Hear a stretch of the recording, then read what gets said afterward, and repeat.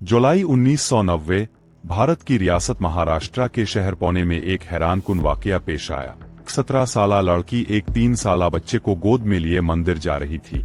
मंदिर पहुंचने पर इसने देखा कि वहां शदीद भीड़ है। इसी भीड़ का फायदा उठाते हुए इस लड़की ने एक खातून का पर्स चुराने की कोशिश की, मगर लोगों ने इसे रंगे हाथों पकड़ लिया।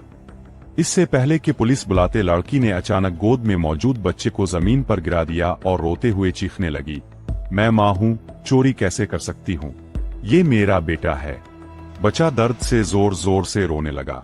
लोगों की तवज्जो फौरन बच्चे की तरफ चली गई। तरस खाकर हुजूम ने लड़की को छोड़ दिया, लेकिन वहां मौजूद किसी को मालूम नहीं था कि वो बच्चा दरअसल इस लड़की का था ही नहीं। बच्चे को अगवा किया गया था और वो लड़की एक सीरियल किलर थी।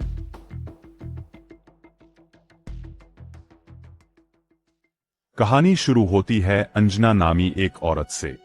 1971 में अंजना ने एक ड्राइवर से शादी की।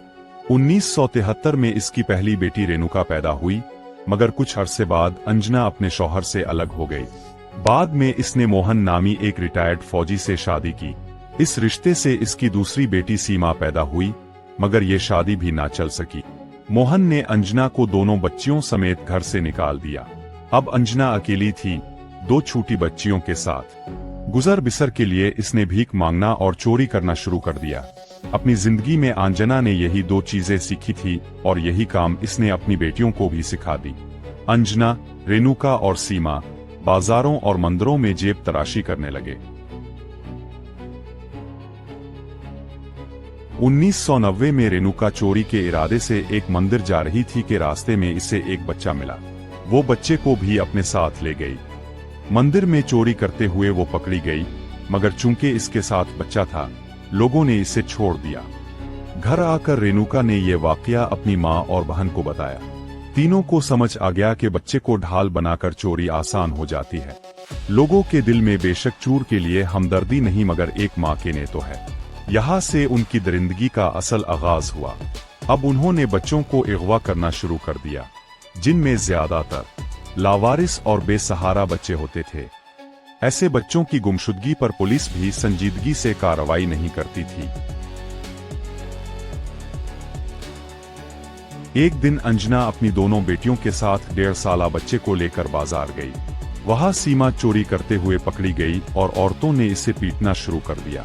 हुजूम की तवज्जो हटाने के लिए अंजना ने इस मासूम बच्चे को जोर से जमीन पर पटक दिया। बच्चा दर्द से चीखने लगा और लोग बच्चे में उलझ गए और वो तीनों वहां से निकल गईं। बाद में वो इसी बच्चे को लेकर बस स्टॉप पहुंची। दर्द से बेहाल बच्चा मुसलसल रो रहा था। परेशानी से बचने के लिए अंजना ने बच्चे का सर इलेक्ट्रिक टावर से दे मारा और बच्चे ने वही दम तोड़ दी। उन्होंने लाश वहीं दफन कर दी और फरार हो गई। इनके हाथों किसी इंसान का ये पहला कत्ल था और यही वो लम्हा था जब चोरी कत्ल में बदल गई। अब उन माँ बेटियों ने बच्चों से ही चोरियां करवाना शुरू कर दी और जब बच्चा काम का ना रहता तो इसे बेरहमी से कत्ल कर दिया जाता। कत्ल का ये सिलसिला तब रुका जब एक खास अगवा ने सब कुछ बदल दिया। अंजना ने अपने साबिक शौहर मोहन से बदला लेने के लिए इसी की 14 साला बेटी को अगवा करके कत्ल कर दिया। मोहन ने पुलिस में रिपोर्ट दर्ज कराई और बिलाखिर अंजना, रेणुका और सीमा गिरफ्तार हो गईं। इन पर 42 बच्चों के अगवा और ज्यादातर के कत्ल का इल्जाम था, मगर अदालत में सिर्फ 13 अगवा और 6 कत्ल ही साबित हो सके। इससे पहले कि अदालती कार्रवाई होती, अंजना की पुलिस कस्टडी में ही मौत वाक़ई हो गई। अब सिर्फ रेणुका और सीमा थीं। 2004 में अदालत ने दोनों को सजाए मौत सुनाई। हाई कोर्ट, सुप्रीम कोर्ट सब ने सजा बरकरार रखी। सदर को मुआफी की अपील भेजी गई।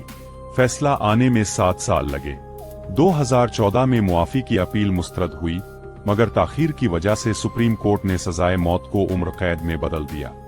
गिरफ्तारी के वक्त सीमा 21 साल की थी और रेणुका 23 साल की।